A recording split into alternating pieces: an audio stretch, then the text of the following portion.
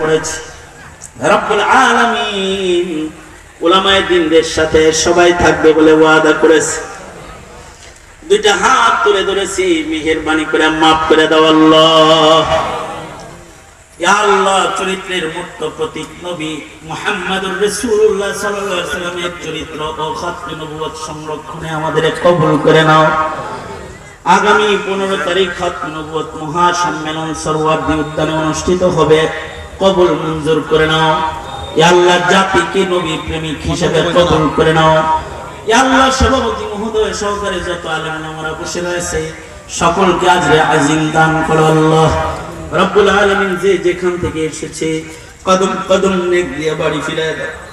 রব্বুল আলামিন আমাদের যত আপনজন কবরে চলে গেছে, কারোর মা কবরে, কারোর বাবা কবরে, কারোর দাদা দাদি কবরে, এমন কোন মানুষ নাই আল্লাহ যাদের আপনজন কবরে নাই, যারা কবরে ঘুমায় রয়েছে তাদের কবরগুলা জান্নাতের বাগান বানায় দাও। ইয়া আল্লাহ, আমাদের আলো ইয়ারকে নেককার বানায় দাও। আমাদের সালাম প্যার নবীর রওজায় আতহারে পৌঁছায় দাও। যত কল্যাণ মঙ্গল আমাদের দান করো, অকল্যাণ আর অমঙ্গল হতে হিফাজত করো আল্লাহ। পৃথিবীর নিকৃষ্ট জালেম ইসরায়েলকে হালাক করে দাও আল্লাহ।